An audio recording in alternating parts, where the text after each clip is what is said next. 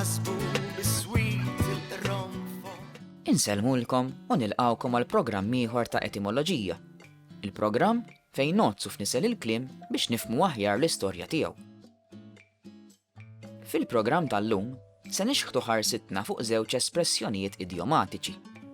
Giusy Gatt se jitkellem dwar l-espressjoni lampa stampa u jsegwih Luke Vella li se jagħtina tarif fuq il-limbu biex nifhmu aħjar l-espressjoni qiegħed fil-limbu.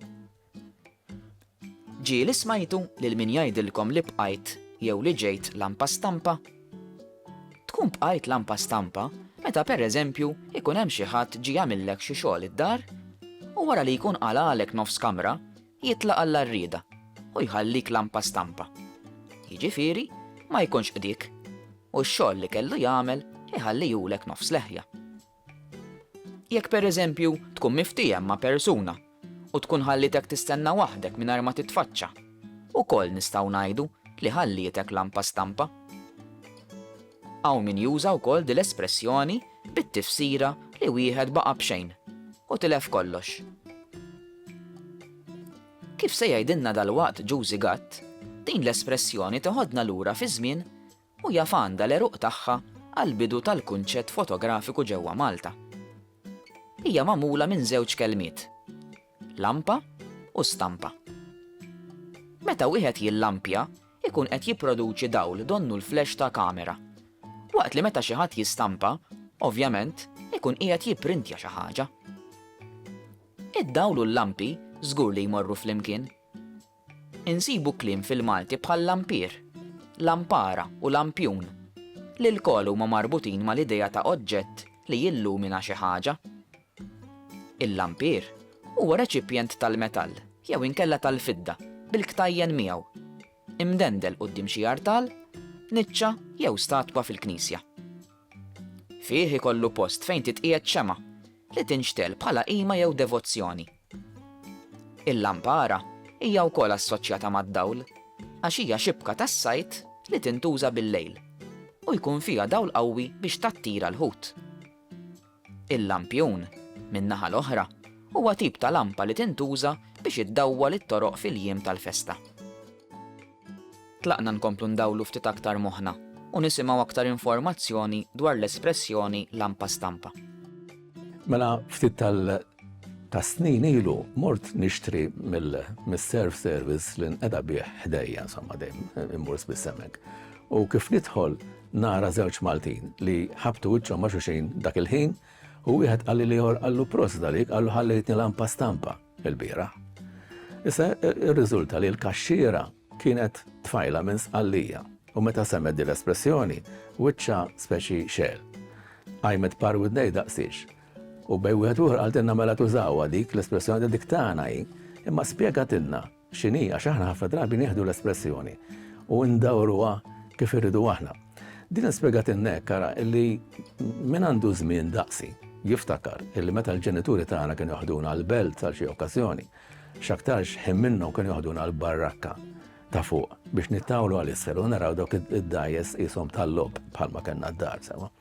Issa, għaw min għadu jiftakar li kif tidħol mill-rixtellu tal-barrakka fuq quddiem, speċa minn nar taħat u fil-festi, kont tara raġel li kollu trepit quddiemu u fuq it-trepit kaxxa sewda. U ħdejn it-trepit banju ta' żingu mimli bl-ilma.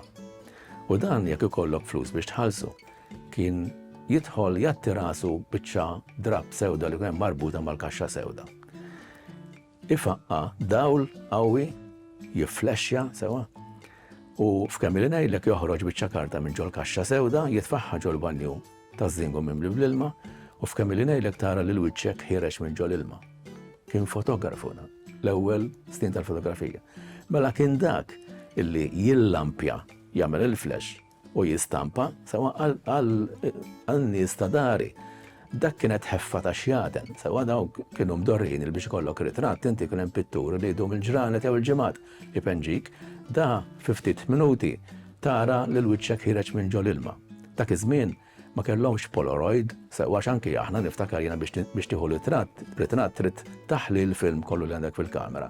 Tieħdu għand tal-gazzetti U dan kien idum xi 3 ijiem jew forsi anke 4 biex itek lura l-pakkett ħalli tara x'għamilt.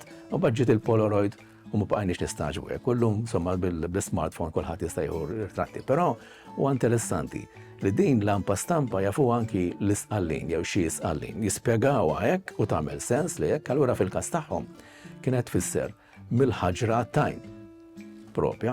Issa aħna kif għamilna tfisser lampa stampa diffiċli anke biex tispjegaw kollox. Kif tħallini lampa stampa lili? Tħallini hekk meta inti qed tistenna xi tarif minn għandek biex inkun naf il-pass li nagħmel. U ħallejtni minn dak it-tarif u ma nafx x'naqbad nagħmel. Din tifsira daqsxejn waħda sofistikata u kollu differenti sewa.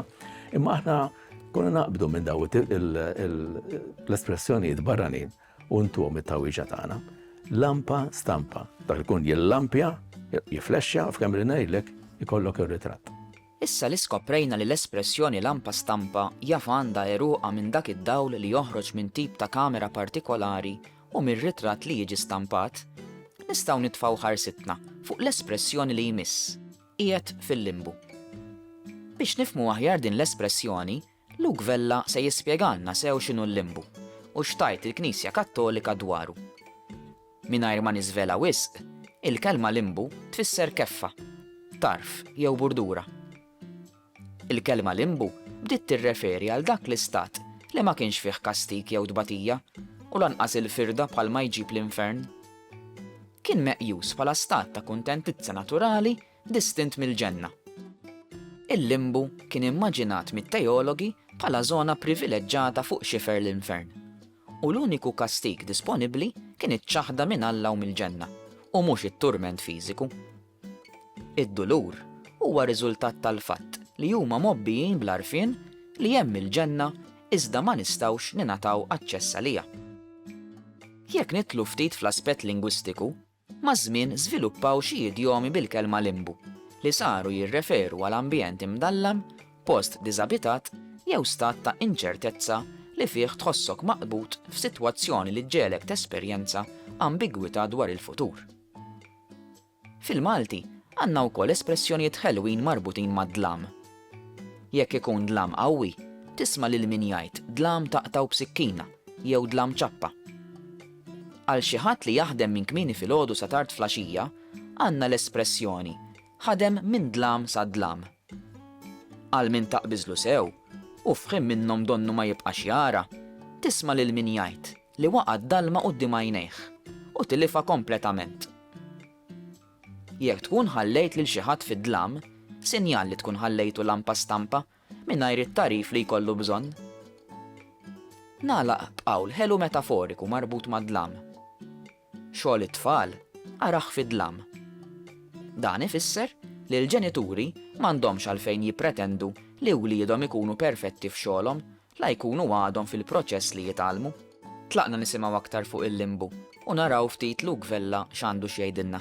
Mux darba u tnej li sibna ruħna jew tħallna f'xi kamra mudlama jew inkella għatad dawl f'daqqa u nejdlu bla ma rridu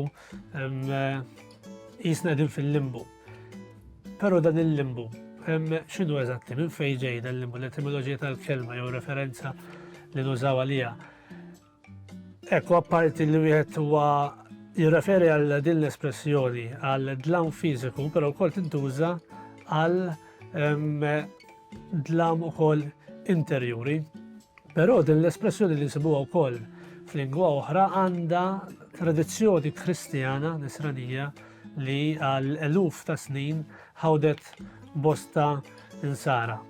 Infatti il-Papa Benedetto 16 kien ikkonferma li fit-tagħlim tal-Knisja il-limbu kien biss l-istat fejn kienu jmorru l-erbieħ ta' dawk li mietu qabel il-mewt u l-qawmin ta' Ġesu Kristu. U għaliex bdejt b'din ir-referenza mill-Papa Benedetto għaliex fi żmien il-Medjuevu minkejja li t-tagħlim tal-Knisja kien dejjem ċar dwar x'kien dan il-limbu, fi żmien il-Medjueva żviluppat din it-teorija fost il-popolin li trabi li jmutu qabel il-mamudija imorru propju f'dan il-limbu fejn la jkollhom dik li nsejħula l-viżjoni beatifika u lanqas ikunu suġġetti għal xi tip ta' torment jew xi tip ta' kastik jew penitenza minħabba xi dnub personali.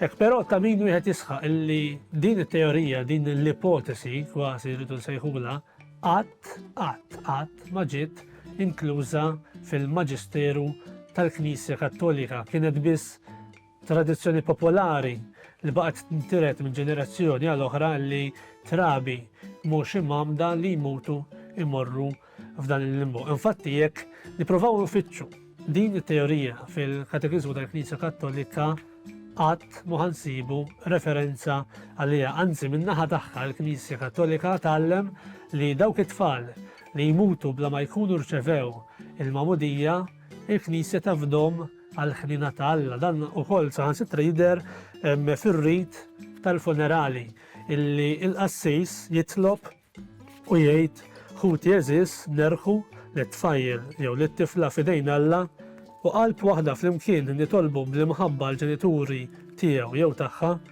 li mnikittin għal din it-telfa qegħdin jirrikmandawh lil Alla biex fil-ħnina tiegħu jagħtih ħajja ġdida.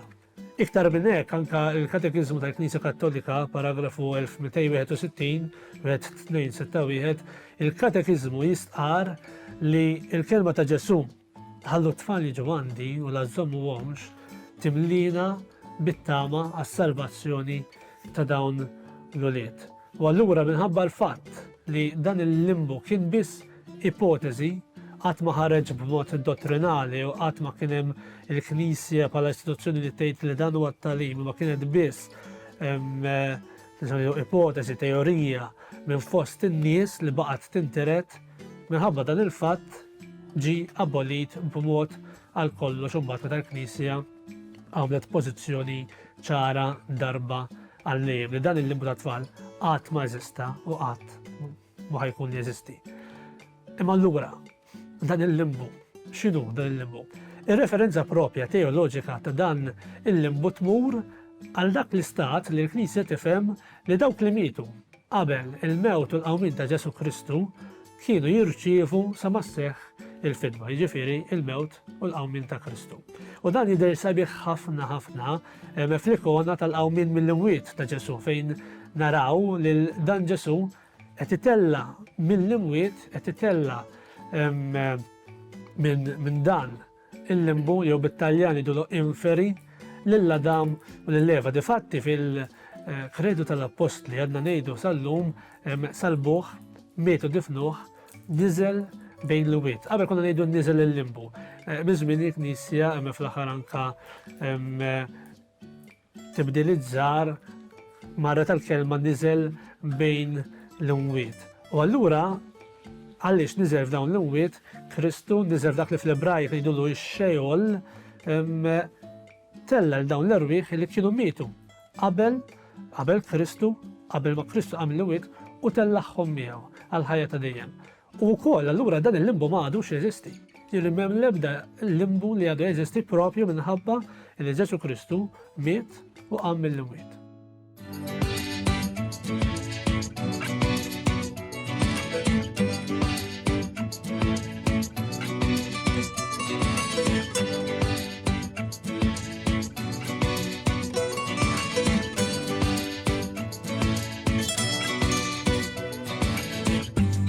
Jintasbu bis-swit il-ronfon kif tbatti ix-xemx sajfija daqet moda la